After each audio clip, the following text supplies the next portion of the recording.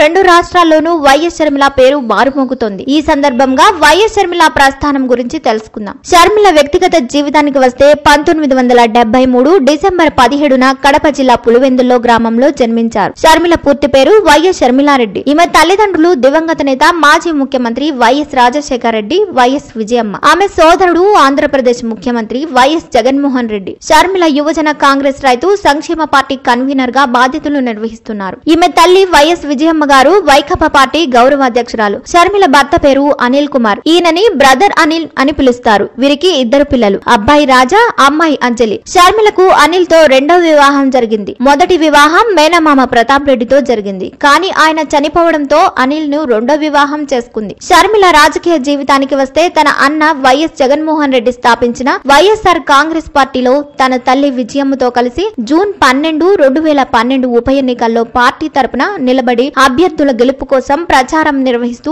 తొలిసారిగా రాజకీయాల్లోకి వచ్చారు. జూన్ నెలలో జగన్ ని అరెస్ట్ చేయడం వలన ఉప ఎన్నికలలో జగన్ పార్టీ తరపున ఆ పార్టీ అభ్యర్థి కొండా సురేఖ తరపున ప్రచారంలో పాల్గొనడం వలన ఆవిడ ప్రత్యక్ష రాజకీయం మొదలైంది. అంతకు ముందు ఆమెకు అనేక క్రిస్టియన్ మత ప్రచారం సభలలో పాల్గొని ప్రసంగించిన అనుభవం ఉంది. ఉప ఎన్నికల సమయంలో ఆంధ్రప్రదేశ్ రాష్ట్ర వ్యాప్తంగా పాదయాత్ర చేశారు. వైఎస్ఆర్సీపీ పార్టీ అధ్యక్షురాలు జగన్మోహన్ రెడ్డిని అక్రమాస్తులు కలిగి ఉన్నారు అని చెప్పి ఉప ఎన్నికలకు ముందే సిబిఐ అధికారులు ఆయన్ను అరెస్ట్ చేశారు. ఈ సమయంలో పార్టీని బలోపేతం చేయడానికి, పార్టీని ప్రజల్లోకి తీసుకువెళ్లడానికి 2012 అక్టోబర్ లో పాదయాత్రను ప్రారంభించారు. ఈ పాదయాత్రలో 16 జిల్లాల మీదుగా సాగింది. దాదాపు 3000 కిలోమీటర్లు పాదయాత్ర చేసింది. తన పాదయాత్రను తన తండ్రి వైఎస్ రాజశేఖర రెడ్డి సమాధి ఇడుపులపాయ నుండి ప్రారంభించింది. పాదయాత్రలో షర్మిలకు డిసెంబర్ 17న గాయం అవ్వడం వలన తాత్కాలికంగా పాదయాత్రను నిలిపివేసింది. అపోలో డాక్టర్స్ ఆమె కాలికి ఆపరేషన్ చేసి 6 వారాల పాటు విశ్రాంతి తీసుకోవాల్సిందిగా సలహా ఇచ్చారు. తర్వాత ఫిబ్రవరి 6, 2013 నుంచి మళ్లీ పాదయాత్ర ప్రారంభించారు.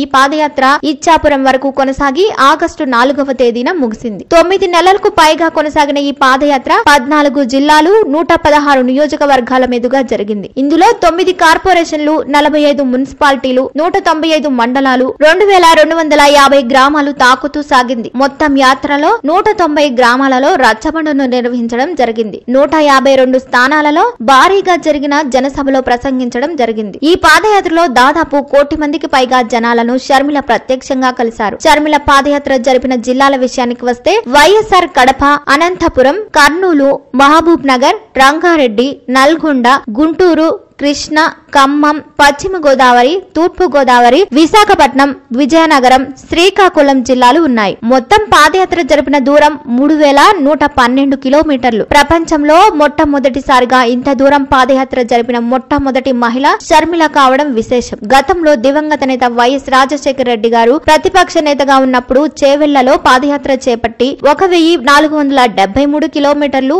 ఇచ్చాపురం వరకు నడిచారు. అక్కడ నిర్మించిన స్తూపానికి ఎదురుగానే షర్మిల విజయయాత్రకు చిహ్నంగా మరో స్తూపాన్ని నిర్మించారు. 2014లో వైసీపీ పార్టీలో జాయిన్ అయ్యి ఆ పార్టీ తరపున ప్రచారం చేశారు. అయినా కూడా ఆ పార్టీ ఎన్నికలలో గెలవలేదు. 2019 ఎన్నికల్లో మళ్లీ వైసీపీ పార్టీ తరపున ప్రచారం చేశారు. 2019 అసెంబ్లీ ఎన్నికల కంటే ముందు షర్మిల బాయ్ బాయ్ బాబు అనే పేరుతో బస్సు యాత్ర చేశారు. ప్రజా తీర్పు బాయ్ బాయ్ బాబు అనే పేరుతో ఈ ప్రచారం 1550 కిలోమీటర్లు సాగింది. జగన్ వదిలిన బాణం షర్మిల అని రాష్ట్ర వ్యాప్తంగా ప్రచారం జరిగింది. 2019లో ఈమె అన్న వైఎస్ జగన్మోహన్ రెడ్డి ఆంధ్రప్రదేశ్ ముఖ్యమంత్రి అయ్యారు. ఆయన ముఖ్యమంత్రి అవడం వెనుక షర్మిల కష్టం కూడా చాలా ఉంది. ఆ ఎన్నికల తర్వాత వైఎస్ షర్మిల అక్కడ కనిపించలేదు. దాదాపు 2 సంవత్సరాల తర్వాత మళ్లీ తెర మీదకు వచ్చారు. ఈసారి తెలంగాణలో పెద్ద బాంబు పేల్చారు. నేను తెలంగాణలో పార్టీ పెడుతున్నాను అని ప్రకటించారు. ఆ కొత్త పార్టీ పేరు వైఎస్ఆర్ టీపీ అని ప్రచారం కూడా సాగుతుంది. తొందరలోని అన్ని విషయాలు తెలియజేస్తాము అని ప్రకటించారు. ఈ ప్రకటనతో జగన్ కి షర్మిలకు భేదాభిప్రాయాలు వచ్చాయనే వార్తలు సృష్టించారు. కానీ వాటిలో నిజం లేదని, రాజన్న రాజ్యం తెలంగాణలో లేదని, అందుకే పార్టీ పెడుతున్నామని వైఎస్ షర్మిల ప్రకటించారు. ప్రత్యక్ష రాజకీయాల్లోకి వచ్చి పోటీ చేసి గెలిచి తెలంగాణలో రాజన్న రాజ్యం స్థాపించాలని ఆవిడ భావిస్తున్నారు. ఈ సమయంలోనే ఎన్నో సందేహాలు మొదలయ్యాయి. వైఎస్ షర్మిల పార్టీని సమర్థవంతంగా నడపగలరా? జగన్ కి ఉన్నంత ఓపిక ఆమెకు ఉందా? పార్టీని విజయవంతంగా ముందుకు తీసుకెళ్తుందా లేదా అనే సందేహాలు ఎన్నో ఉన్నాయి. అన్నింటికీ కాలమే సమాధానం చెప్తుంది. ఆమె ఆశయం, కళ నెరవేరాలని కోరుకుందాం.